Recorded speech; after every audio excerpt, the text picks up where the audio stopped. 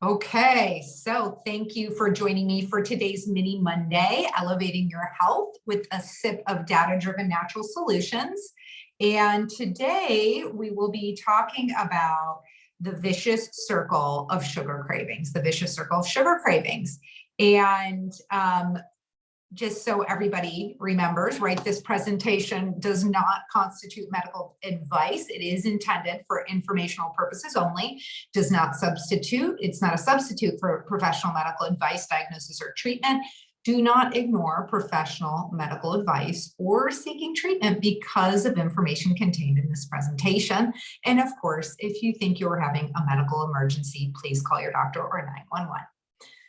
So diving in, today we're going to be firstly getting present to what your health makes available for you in your life. Really, to me, this is an essential anytime we are looking at your health. We want you to be present to what it is for, why it's so important to you. Number two, you understand the root causes of sugar cravings. Three, you understand the basic physiology of sugar bombs. Four, we're going to talk about the myth of willpower, aka it's not your fault or failing. Number five, can supplements help? And then we'll touch briefly on being guided and living well empowered. If we're not currently working together, I'll give you the information so that if you'd like to explore working together, you can do that. So let's just take a moment here for you to reflect on what your health makes available. Said another way, why is elevating and preserving your health and vitality important to you? So I'm just going to be silent for about 15 seconds here and let you each and all to reflect on this. Maybe even do a little time traveling in your mind to when you feel your best and look your best and what that's like for you.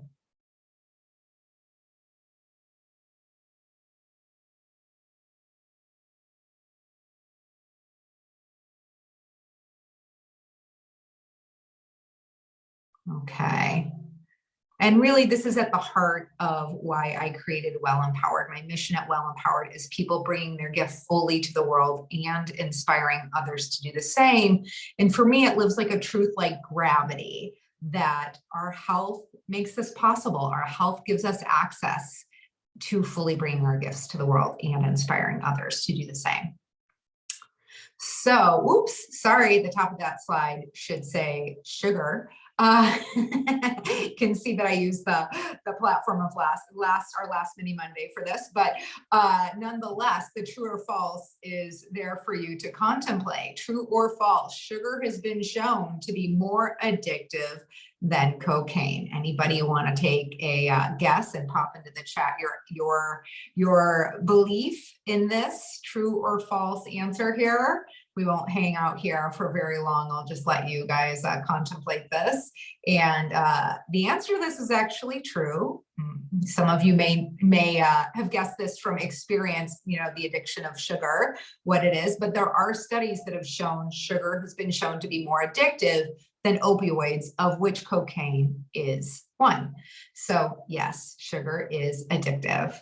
And you know, the root cause of sugar cravings, we'll talk about each of these in a little bit of detail. So first of all, we are wired to prefer sugar. And why are we wired to prefer sugar? A few reasons. One is sugar is our brain's default fuel source. It's not that you can't shift your physiology such that your brain uses ketones or something like that, right, for fuel, but it is true that our brain's default preference for fuel, what it uses to make energy and function, is sugar. So we are wired to prefer sugar.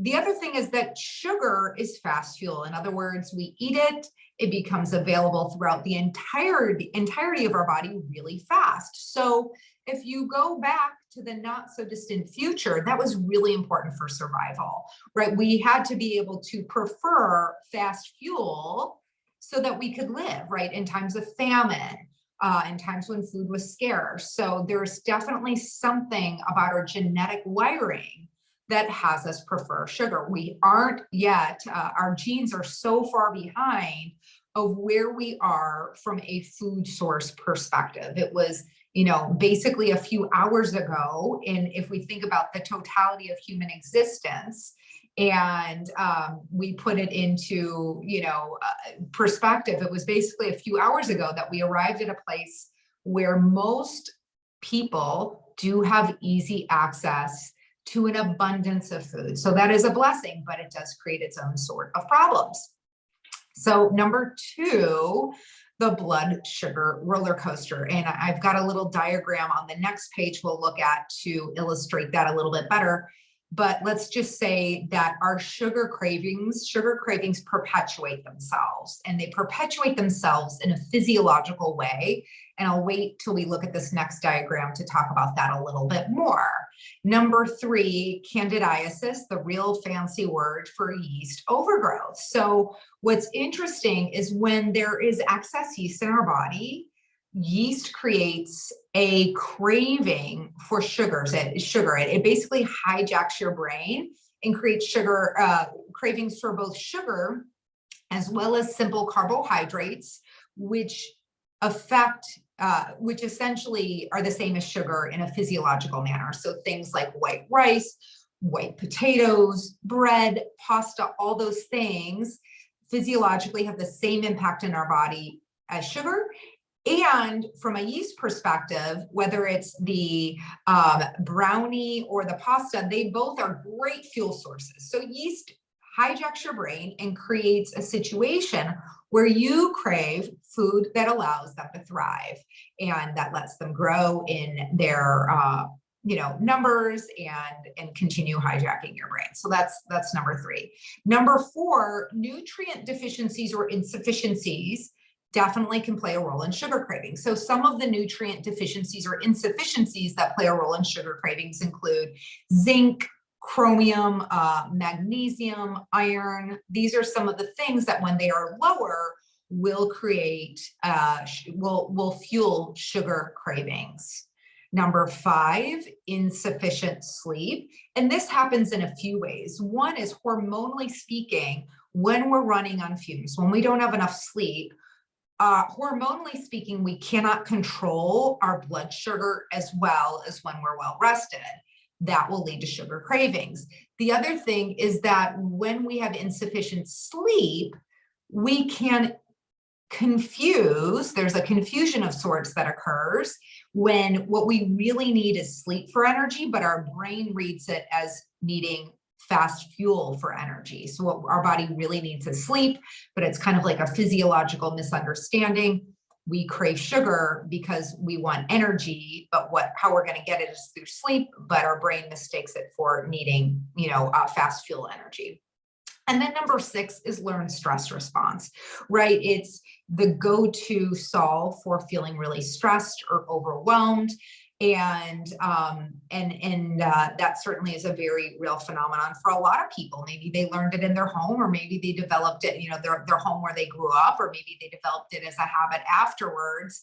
But nonetheless, it can become a habitual stress response for people that we need to work on and rework and come up with some new strategies, as well as there's a lot more I could say with it, about that, but basically new solutions. Okay. So now looking at this blood sugar roller coaster phenomenon. So what happens, this is both the physiology of the sugar bomb and, ultimately explains the blood sugar roller coaster, right? So we eat a sugar-rich meal, right? A sugar-rich snack, or maybe it's not even sugar. Maybe it's that you had pasta for lunch, or a sandwich for lunch, or a bagel for breakfast.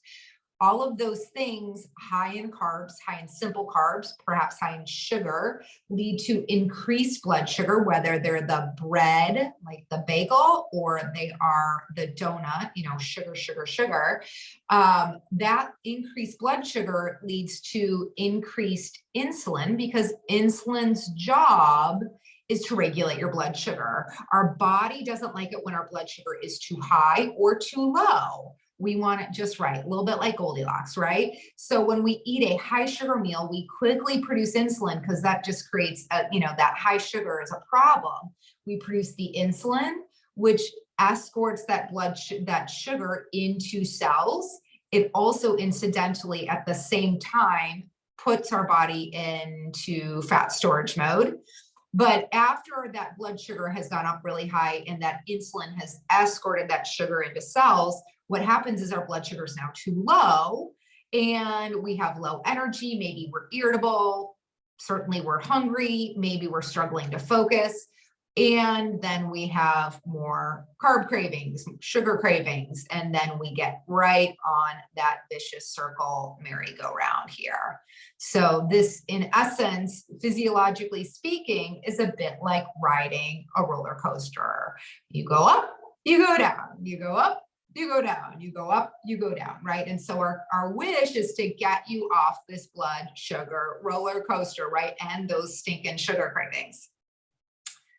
So now moving on to what I like to talk about called the myth of willpower. So the myth of willpower, firstly, we want to tap into this in knowing that it's not your fault or failing, right, that you struggle with sugar cravings, right? Willpower is typically the one tool most people have been given to master their sugar cravings.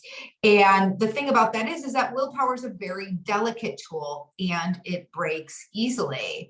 So certainly there will be times, regardless of how many tools you have in your toolkit, that you will need to lean on willpower or self-discipline. However, if that is what you're relying on exclusively to master your sugar addiction, it is unlikely you will be successful. The good news is that there are many other tools to gather and add to your toolbox, many other tools.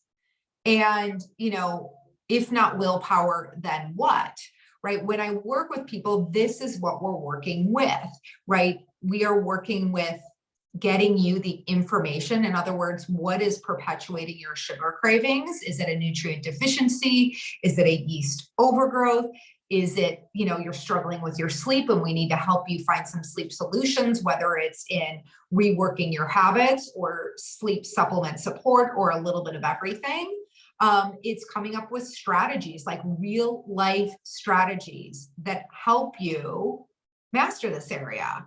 Right? There are a million different strategies I can think of, but so many different strategies we can apply to this area of our life, our health, and what we're committed to. And then, of course, there is being connected to your why. And I say, one of the things that I have found to be really true for people, true for myself, and true for the people who I work with who really knock it out of the ballpark in fulfilling their commitments, is that we don't buy what we do, we buy why we do it. We don't buy what we do, we buy why we do it. And what I mean by that is, donuts are delicious. Not eating donuts in and of themselves, in and of itself, may not be super compelling, right? The what, not eating donuts, not super compelling. The why, that when you get very clear on your why, what it makes available for you in your life to be freed up from sugar, that's a whole different conversation. What becomes available when you're connected to what this is for really shifts things. I'll tell you for myself, years ago, more like decades ago now, I was totally addicted to sugar. And for me, this was a gateway to really both step into a level of mastery of my health, as well as ultimately go to school and get my graduate degrees in order to guide other people's in the same. Because for me, I really got that it was about freedom, right? It was about freedom. I didn't want to be owned by anything. Also, I really got that sugar was a barrier for me to be fully present with those who I care about the most. Right? I felt owned by sugar and it got in the way of me being fully present and connected to the people in my life and also the pure wonder of life. So getting clear on your why, I cannot say enough about how important that is, and also staying connected to your why. So it's not just a one-time phenomenon, but it is a recurring thing, staying tapped into your inspiration. And inspiration is different than motivation. Motivation is like the whole 30 sort of situation. And that's great. Nothing flat out wrong with the whole 30. It's just that most people who do the whole 30 on day 31 are looking for that deep dish pizza and, bottle of wine. So We want you to be tapped into your inspiration and in a journey of change rather than living in the broken all or nothing perspective that is really born of that momentary motivation and really lives in the whole willpower, fragile willpower world. So a little bit more about that, right? So the all or nothing world, which is, a few different things that distinguish it from middle ground mastery. All or nothing is a game of deprivation or overindulgence, right? That Whole30 followed by the deep dish pizza and bottle of wine, right? It's willpower or screw it. And it's fragile self-discipline or failure. The other thing that I'd say about the all or nothing paradigm is that it's really one born of self-aggression, right? There's not much self-love in it. Very rarely do I encounter someone who's engaged in this paradigm who feels freed up and feels love for themselves, right? Versus middle ground mastery, this is a game of playing your best game over and over and over again, playing your best game.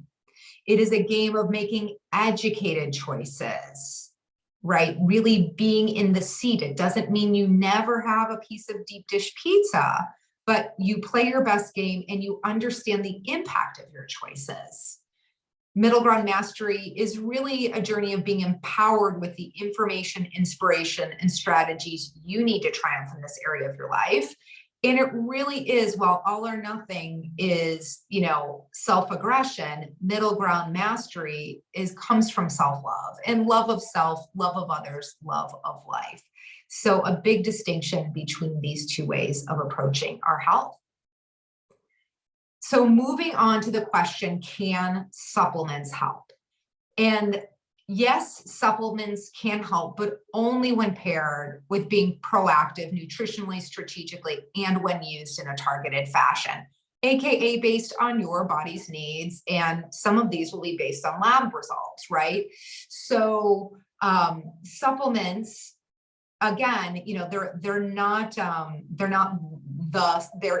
they're oftentimes a piece of the puzzle, but they must be paired with nutritional shifts and strategies as well. So some ideas, examples of supplements can help, right? Crave Arrest is a supplement by Designs for Health that is designed to do just what it says, reduce cravings. One thing that I would say about this Crave Arrest is that it has 5-HTP in it, which would be, you'd want to be in communication if you're on an SSRI, right, for an antidepressant of sorts. You'd want to be in communication with your prescribing physician to check out how they feel about how you feel about you taking this. There's some concerns about taking 5-HTP with an SSRI. GlutatShield, this is a combination of glutamine, which can be really helpful for cravings, coupled with a few other things that support satiation, reduction of cravings. With GlutatShield, with that glutamine in particular, where I have a concern is if someone has a personal history of cancer, I might be more reluctant to use this glutamine. There's some wishy-washy information about that as it pertains to people with a history of cancer. Anti-candida supplements, there are many, many out there, but of course, you'd only want to use it if you know that you have more candida or yeast in your body than ideal. Berberine is one of my favorite supplements and truly something that I feel like it may be the most underutilized supplement I encounter. It helps with insulin sensitivity, which helps blunt that roller coaster of the blood sugar. It helps with, for people who have cholesterol challenges, berberine can be really, really helpful. It's also helpful for disruptions of the microbiome, a little bit on the candida front, but more commonly around bacteria, not yeast, that disrupt the microbiome. ALA, alpha lipoic acid, is another supplement that can be really helpful for cravings. And sometimes there are a few supplements that pair berberine with ALA. Replenishing nutrient deficiencies and insufficiencies. Obviously, this would be relevant to what your labs have to say. We never want to throw darts with these. We can do harm when we replenish nutrients and you don't need them. Adrenal support, right? Adrenals play a big role in our stress response. So when our adrenals are out of whack, it's going to affect our blood sugar. It's going to create a situation where we're looking for self-soothing more often, and it can be the source of disrupted sleep. So adrenal support, that's something I'll reach for with people in a targeted fashion. There are many, many options out there. There are adaptogenic herbs such as ashwagandha or schisandra or licorice root or panax ginseng. These are just different types of herbs that have been shown to support rebalancing of the adrenals. I do like to be targeted in finding the best supplement for the person at hand. And how we do that is by assessing your adrenals, by testing how your adrenals are functioning so that we understand how your body will best respond. And then we have sleep support, right? Many different ways we can support sleep from a supplement perspective. Some of the things that come to mind are melatonin, either the immediate release or the sustained release. There are things that are helpful at just really bringing down evening rises in cortisol, that stress response, things like phosphatidylserine or valerian root or L-theanine. Those are some of the things that can be really helpful with sleep support. Of course, there's so much more we could say around creating an environment and sleep hygiene habits that are helpful for sleep. But certainly there are supplements that can be really helpful. The other thing that I would add to that is full spectrum CBD. Full spectrum CBD can be super helpful for sleep support. So, 3 powerful actions. I could leave you with many more beyond 3, but the first thing that I would encourage is to start your day with a meal that balances your blood sugar. And how you do that is by making sure your first meal of the day, like come hell or high water sort of situation, is really protein, fat centric, maybe a little bit of fiber in there too, but really protein, fat centric, so that you can prevent getting on that blood sugar roller coaster out of the gate. Creating this foundation of stability in your blood sugar will go a long way. So that's number 1. Number 2, get enough sleep, right? Look at how you can help yourself, whether that's environmental shifts or you feel like a supplement would be useful. Lots of different things we could say about that. And number 3 is I invite you to step into playing a better game, right? Ditch the broken all or nothing approach. And instead, when you are faced with cravings, start to have a conversation with yourself called, what's the best game I could play right now? What's the best choice I can make right now? Could I have 1 cookie instead of 6? Could I have 1 scoop of ice cream instead of the triple decker hot fudge sundae, right? Whatever that is for you. Maybe I could actually be a no to a sweet right now, but allow myself something a little bit later, be a yes a little bit later, right? Really looking at this journey of, I think of it like crossing the monkey bars of change. And, 2 things. One is just grabbing that next rung. That's a better game every time.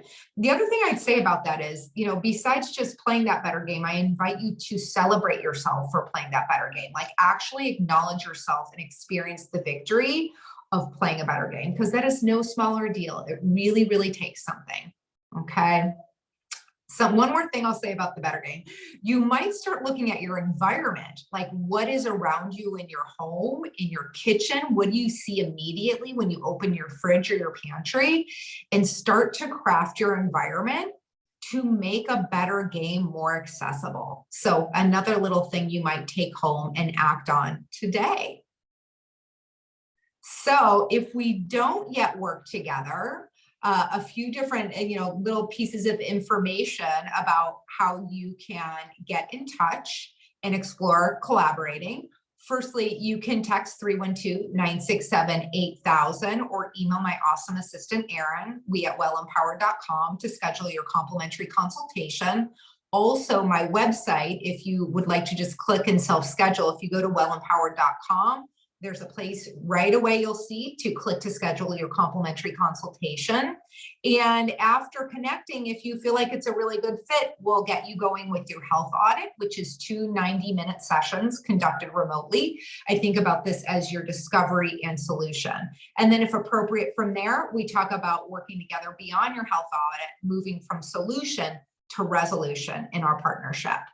And then, of course, you can always follow me on social media at Instagram or Twitter at Well Empowered, Facebook at You Well Empowered, and on LinkedIn, you can find me by my name. So thank you each and all for being here today. And really, to me, this is what it's all about. When your health is handled, you bring your gift fully, you bring fully to this world what only you can. And that is a gift not to be missed.